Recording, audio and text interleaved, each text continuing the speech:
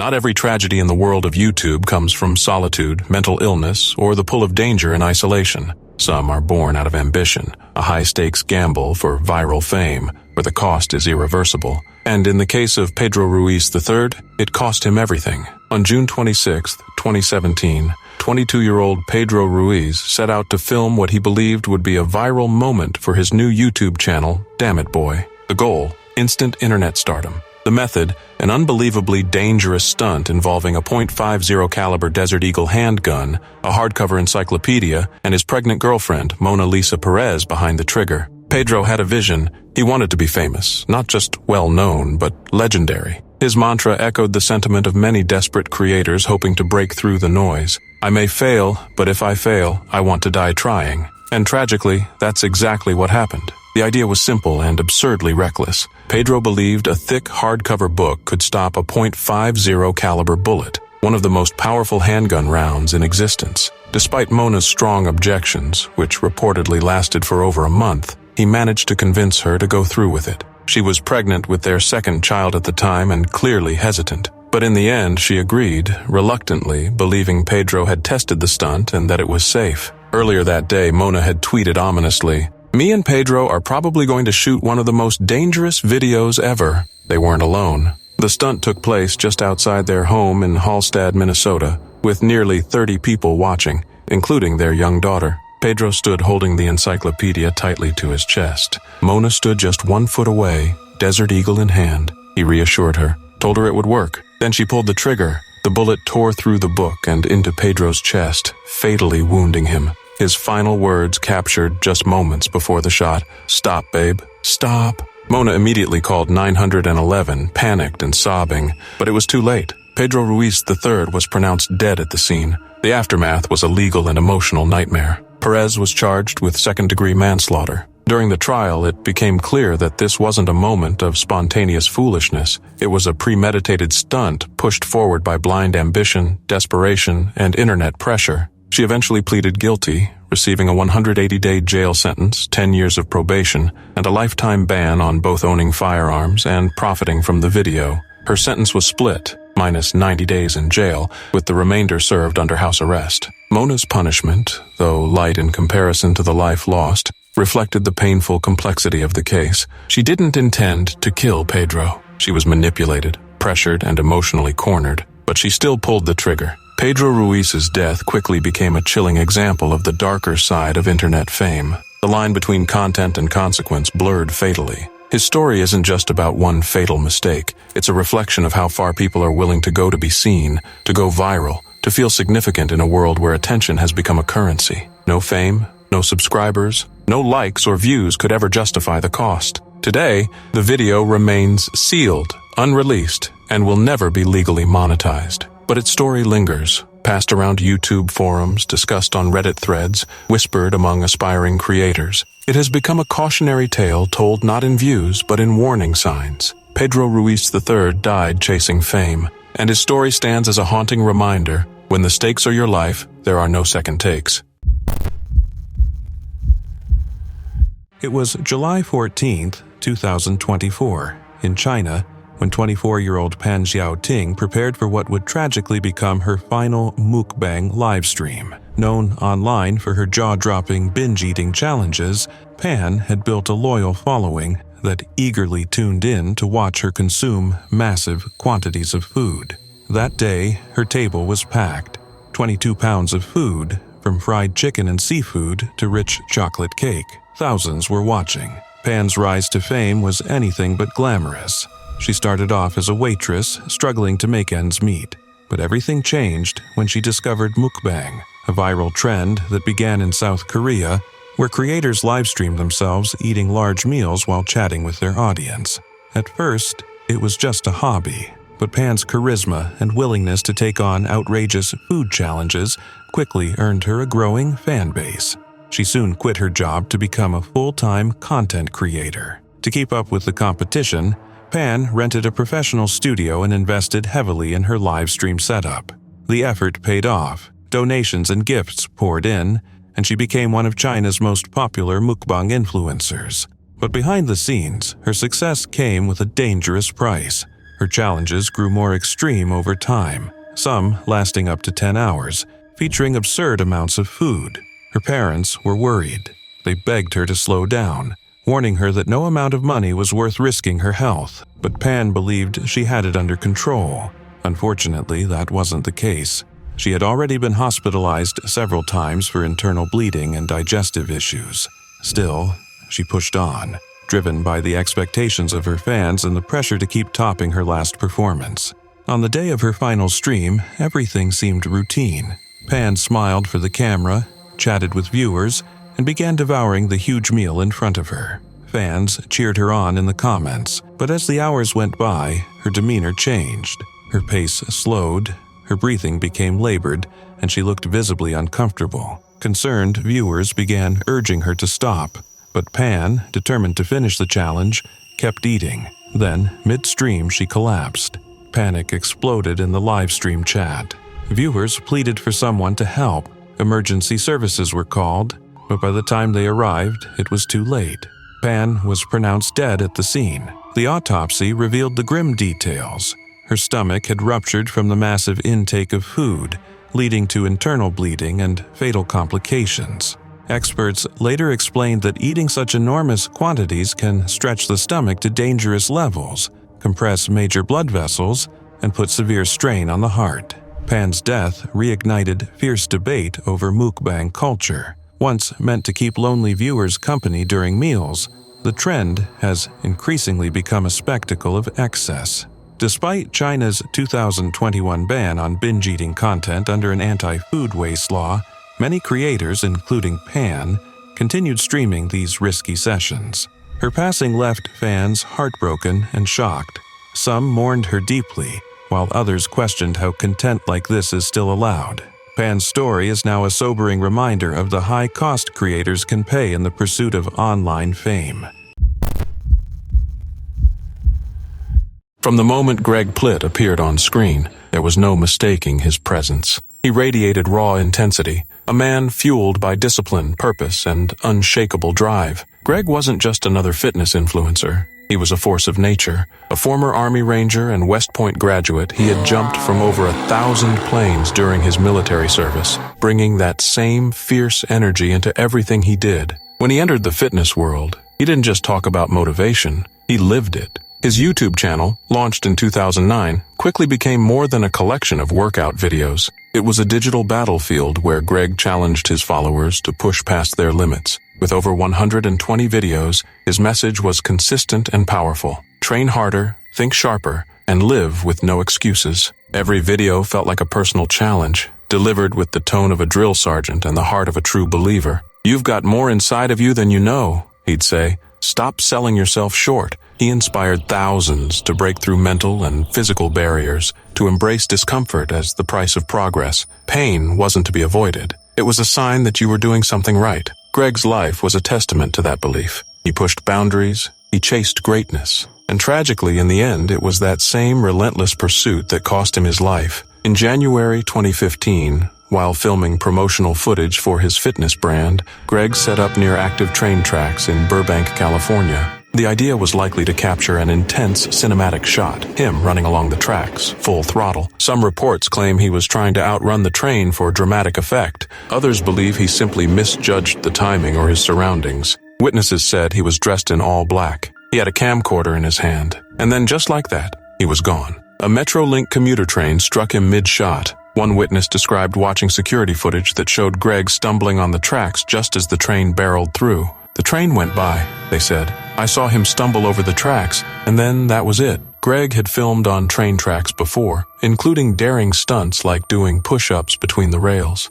To him, danger may have felt like just another obstacle to overcome, but this time, it proved too much. His death sent shockwaves through the fitness and YouTube communities. It was a tragic reminder of how thin the line can be between pushing limits and risking it all. Greg Plit lived like a man on fire, always in motion, always chasing the edge. His message still echoes in the minds of those he inspired. Don't settle, don't quit, live with everything you've got. But in that pursuit of greatness, even someone as unstoppable as Greg could fall. His final moment, unintentionally caught on camera, wasn't just a tragedy, It was a haunting example of how far some will go to fuel their passion. It was September 14, 2020, in Aba, a Tibetan autonomous region in Sichuan province, China, when tragedy struck during what started as an ordinary live stream. Lamu, a 30-year-old Tibetan video blogger, had become a beloved figure online. With over 780,000 followers on Douyin, China's version of TikTok, she charmed audiences by sharing slices of rural Tibetan life, cooking traditional meals, foraging in the mountains, lip-syncing to songs, and always dressed in traditional clothing, makeup-free and glowing with authenticity. Her content was simple but heartfelt, and it resonated with people across the country. But behind her bright smile was a darker story. Lamu had been trapped in an abusive marriage. In June 2020, she finally divorced her husband Tang after enduring years of mistreatment. Even after the separation, he continued to harass her, demanding she return to him. Lamu stood firm in her decision, not realizing the danger that still loomed. On the morning of September 14th, she posted her final video, singing a traditional Tibetan song. Later that day, she went live again, casually chatting with fans, but suddenly, the stream went dark. What her viewers didn't know was that Tang had entered her home, carrying a bucket of gasoline. Off camera, but still live, he doused Lamu in the liquid and set her on fire. Though the screen remained black, the horrifying sounds of chaos and Lamu's screams were broadcast to thousands of stunned viewers, powerless to help. Neighbors rushed to her aid, managing to put out the flames and call emergency services. Lamu was hospitalized with burns covering 90% of her body. For 2 agonizing weeks, she fought for her life, but on September 30th, she passed away. Her death sent shockwaves through China and beyond. Supporters raised funds for her treatment and flooded her Douyin account with messages of grief and outrage.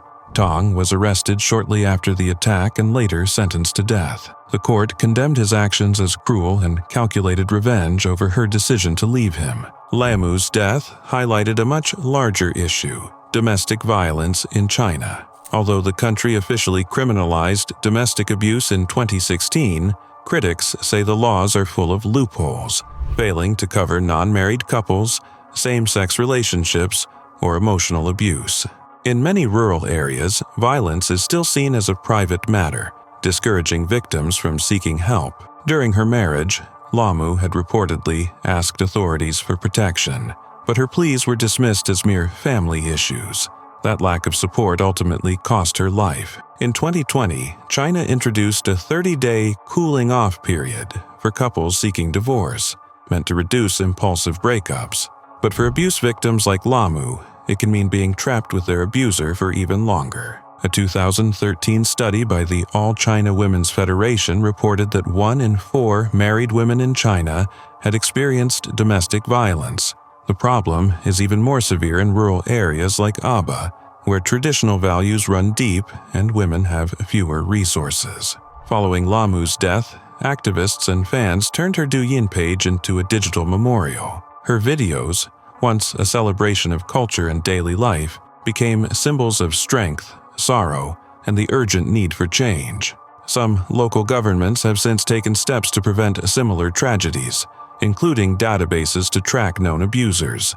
But many argue it's not enough. Lamu's life was full of grace, resilience, and authenticity. Her death was a devastating loss, but it sparked conversations China could no longer ignore. Her story continues to inspire efforts for justice, safety, and real protection for those trapped in cycles of abuse.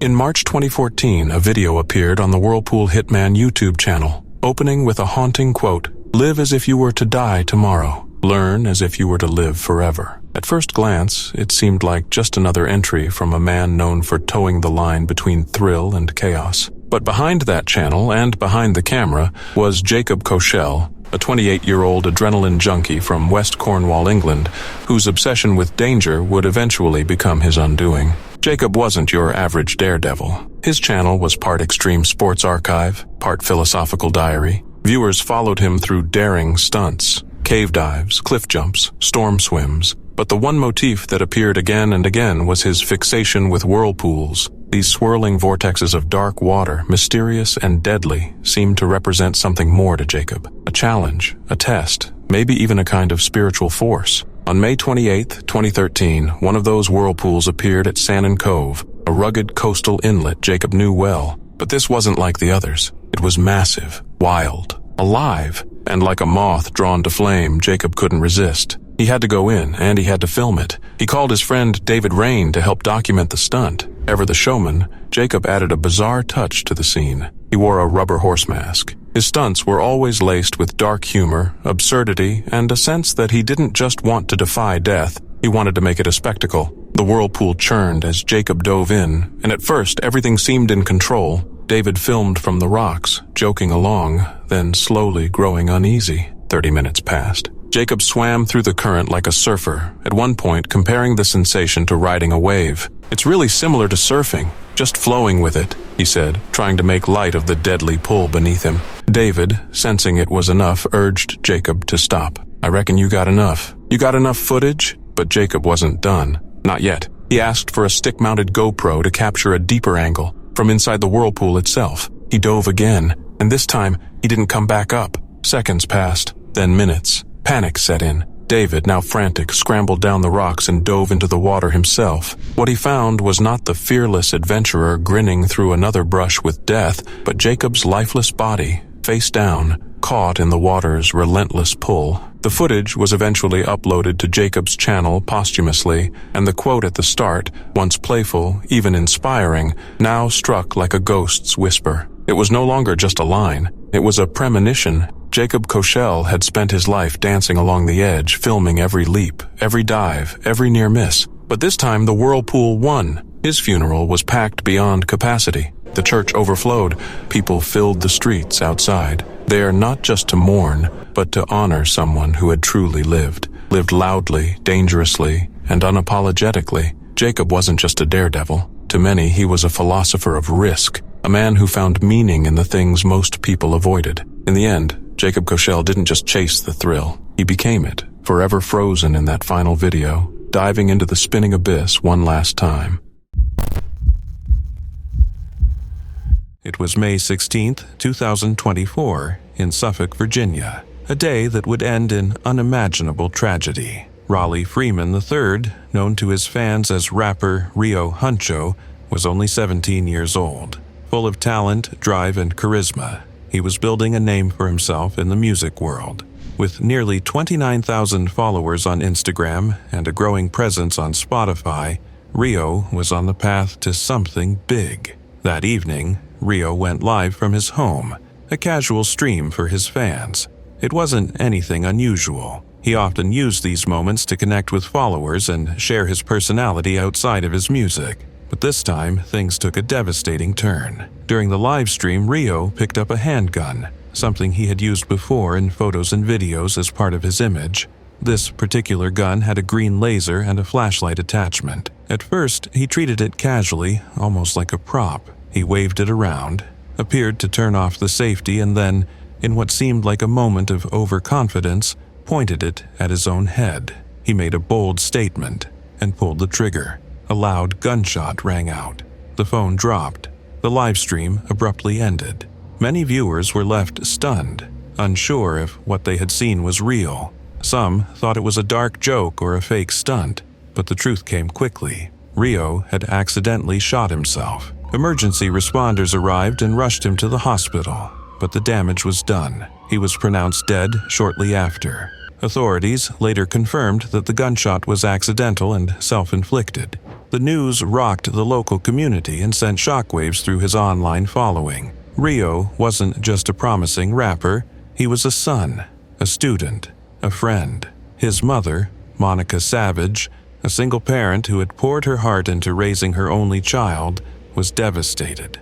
In a heartbreaking interview, she spoke through tears, describing the moment she found him and her wish that she could bring him back. In the wake of the tragedy, Rio's cousin started a GoFundMe to help cover funeral expenses. The campaign highlighted the family's pain and Monica's deep love for her son. Support flooded in from fans and strangers alike. At school, teachers and classmates mourned his loss. His teacher, Cara Dorsey, shared words of encouragement online, urging students to honor Rio's legacy by working toward their dreams. A balloon release followed, a colorful, emotional tribute to a life that ended far too soon. Rio's accidental death also reignited conversations around gun safety. Authorities began investigating how a loaded firearm ended up in his possession. Experts stressed the importance of education and secure gun storage, especially in households with teens. Simple safety steps, they noted, could save lives.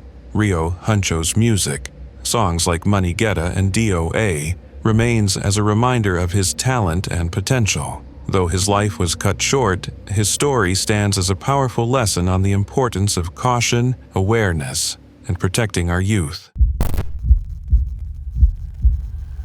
James Stoby, better known to his fans as Stobe the Hobo, wasn't your typical YouTuber. While most creators stuck to vlogs, games, or tutorials, Stowe lived and filmed a life that felt ripped from the pages of an old American novel. His channel chronicled his travels as a modern-day vagabond, hopping freight trains across the United States with a camera, a backpack, and a fearless spirit. There was something oddly calming about watching him. Perched on the edge of a boxcar as the world blurred by, he'd narrate in a soft, dry voice, observing landscapes, joking about random towns, or commenting on the strange beauty of America's forgotten rails. In one video, he casually remarked, "We'll be crossing the Red River into North Dakota and Fargo," which looks a little more interesting. But make no mistake, Stowe's lifestyle was anything but safe. Train hopping isn't a hobby. It's illegal, unpredictable, and incredibly dangerous. And that's exactly what drew James in. The solitude, the unfiltered freedom, and the uncharted path were all part of the ride. He captured America in a way no travel vlogger could, from the gritty underbellies of cities to the silent stretch of plains rolling past. His videos weren't just entertainment. They were raw, poetic, and strangely philosophical. Then came November 8th, 2017, the day the rails finally took him. James was killed in what was described as a train accident in Baltimore, but the exact details remained cloaked in mystery. Some reports claimed his backpack got snagged on a passing Amtrak train as he stood on a bridge, yanking him off balance. Others suggested he slipped from an overpass. No official story ever fully emerged. The silence around his death only deepened the sense of loss. Fans speculated, but his family, grieving deeply, asked for privacy, and the community respected that. Tributes began pouring in. One of his close friends, a fellow rail rider known as Spike, posted a somber video. "Jim and I go back many years," he said, fighting through emotion. "Last week, Jim was killed in a freak accident involving an Amtrak train. Today was the saddest day of my life." On November 20th, just 12 days after the accident, James was laid to rest. Stowe the Hobo wasn't just a thrill seeker. He was a philosopher of the forgotten, a man who saw beauty where others saw rust and ruin. He reminded people that the world is bigger than the paths we're told to follow, that there's still room to wander. He wasn't reckless for the sake of clicks. He was intentional, poetic, and passionate about capturing the soul of America from the back of a moving train. Even in death, there's a strange, haunting poetry to his story. It's tragic, yes, but it's also almost fitting. He died the way he lived, on the rails, chasing freedom, with the wind in his face and the world rolling beneath him. Stowe the Hobo will be remembered not just as a YouTuber, but as a modern outlaw poet. A man who embraced the forgotten roads and lived, truly lived, in a way most of us only dream of. It was January 27th, 2021, in the quiet town of Smolin, Russia. At around 6 p.m., a familiar face appeared on a controversial YouTube channel known as First Step. That face belonged to 60-year-old Yuri Duchetskin, affectionately called Grandpa by his online fans. Yuri was no stranger to the channel. He'd become a regular over time, known for his warm personality amidst the chaos of each stream. But sadly, that night would be the last time viewers saw him alive. Yuri was participating in yet another live stream, broadcast to about 150 people. The stream followed the same format the channel had become infamous for: dangerous stunts, reckless dares, and viewers donating money to push things further. But this time, things took a tragic turn. During the broadcast, Yuri was encouraged by the host and viewers to drink an alarming amount of vodka, reportedly around 1.5 liters. As the stream carried on, Yuri's condition began to deteriorate. His speech slurred, his body swayed, and soon he collapsed. Yet the camera kept rolling. What made this even more disturbing was that Yuri's motionless body remained on display, live on camera, for quite some time. Some viewers grew worried and tried to raise alarms in the chat. Others didn't take it seriously, brushing it off as part of the show. When emergency responders finally arrived at his apartment on Udorov Street, it was too late. Yuri was already gone. The channel was run by a 39-year-old man known online as JEA, and it had developed a reputation for what are called trash streams. These types of live broadcasts typically feature vulnerable people, those struggling with addiction, homelessness, or poverty, who are convinced to perform degrading, risky, or outright dangerous acts in exchange for viewer donations. The more extreme the content, the more money rolled in. And Yuri, unfortunately, had become one of the most recognizable figures in this exploitative ecosystem. He wasn't just a guest, he was part of the show's identity. Over time, the pressure to keep things entertaining meant pushing boundaries further and further. The chaos of the stream that night, blaring music, a cluttered apartment, loud voices, masked the very real danger Yuri was in. As he downed more vodka, the audience egged him on, unaware, or perhaps unwilling to admit, how serious things were becoming. Once he collapsed, there was a moment of reckoning. While some in the chat begged for help to be called, others kept sending messages and donations as if it were still a game. Paramedics eventually arrived, but the damage was done. Preliminary reports suggested Yuri had died of alcohol poisoning, but a full investigation was quickly launched to find out exactly what happened and who should be held responsible. The reaction was swift. The Russian Regional Investigative Committee opened a criminal case, accusing the stream's organizers of negligence leading to death. Locals also came forward, saying they had complained for years about the noise, drunken guests, and chaos coming from the apartment used for filming, but nothing had ever changed. Even Russian Senator Alexei Pushkov spoke out, condemning trash streams as a dangerous trend and calling for legislation to prevent such tragedies. He argued that it was time to crack down on exploitative content that profits from people's suffering. Yuri's death shocked the online community and shed light on the darker side of internet entertainment. It wasn't just a single tragic event, it was a wake-up call. Critics began calling on platforms like YouTube to take stronger action against harmful content and do more to protect vulnerable individuals from being exploited on screen. As the investigation continued, one thing became clear: the culture that allowed this to happen, where human dignity is sacrificed for views and donations, has to change before more lives are lost. Not every YouTube journey begins with a camera and ends in freedom or adventure. Some start with a dream, simple, innocent, and end in heartbreak. That was the case with 13-year-old Harley Dilly, a bright, hopeful kid from Port Clinton, Ohio, who wanted to become a YouTuber like so many his age. On August 20th, 2019, Harley launched his second channel, Harley Dilly 2.0. His content was typical of a middle schooler with big online ambitions, mostly mobile Madden NFL 20 gameplay, sprinkled with the occasional vlog or commentary. He wasn't chasing fame with flashy edits or viral stunts. He just wanted to have fun, share his world, and be part of the digital age. But just 4 months later, on December 20th, Harley left for school and vanished. He never arrived at class. He never returned home. And alarmingly, his disappearance wasn't reported until 40 hours later, a delay that triggered widespread concern and suspicion, especially toward his family. Online communities, including Reddit, began to dig deeper. Rumors surfaced suggesting Harley's home life may not have been stable. Some users claimed he was often left outside or locked out by his parents. A few even found older clips of Harley mentioning arguments at home. In one recording, he recalled a confrontation with his mother. "My mom wanted me to go with her to get a friend, and I said, I don't want to. I have work to do. I want to go home and stay." We argued for about 5 minutes. Then she snapped, said she was going to call the police, said she already did. Though no confirmed evidence pointed to outright abuse, these comments painted a troubling picture. Meanwhile, Harley's disappearance was consuming the small town. Volunteers joined police in daily searches. Candlelight vigils were held. Flyers papered the streets. His name became a rallying cry, not just for finding a missing boy, but for protecting children in general. Weeks passed. Christmas came and went. Still no sign of Harley. Then, on January 13th, 2020, nearly a month after he vanished, the search came to a heartbreaking end. Harley's body was discovered inside the chimney of a vacant home just across the street from his own house. Investigators concluded that he had climbed onto the roof and attempted to enter through the chimney, likely in an effort to get inside, possibly to escape the cold or hide after an argument.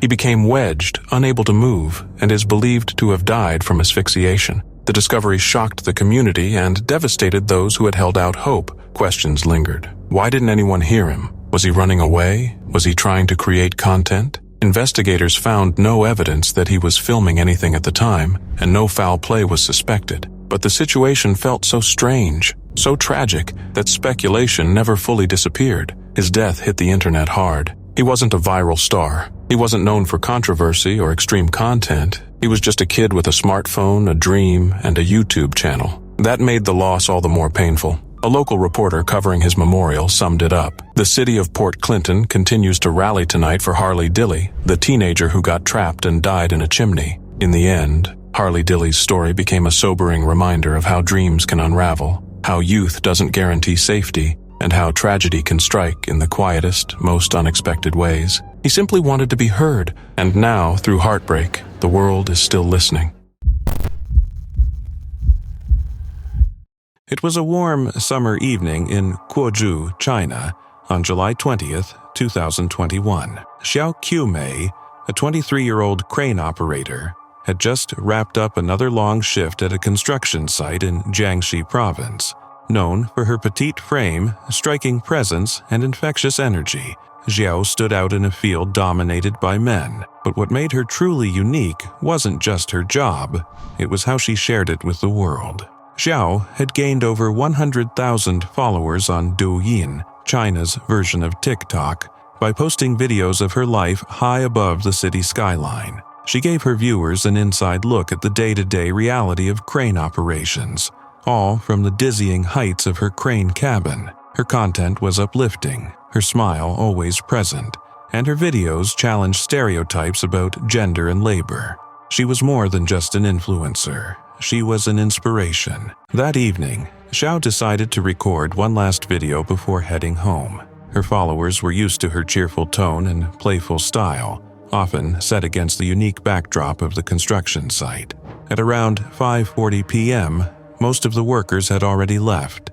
The site was mostly quiet, with just a few people lingering. Xiao set up her phone, smiled at the camera, and began dancing and speaking like she always did, full of life. Then, in an instant, everything changed. The video turned blurry. Metal beams rushed past the screen. A sharp, terrifying scream echoed through the phone. Xiao's scream. She had fallen from her crane, nearly 160 feet to the ground below. Emergency responders arrived quickly, but it was too late. She was pronounced dead at the scene. Initial reports suggested that Xiao had been filming at the time of the fall, leading many to speculate that she was distracted by her phone, but her family firmly denied that. They explained that she was always cautious and professional, and she kept her phone in her bag during working hours. According to them, the fall happened because she missed a step while climbing down from the crane. A tragic accident, not a careless mistake. News of her death sent shockwaves through her fan base and across social media. Her followers, who had watched her dance and smile just hours earlier, were heartbroken. Many couldn't believe it.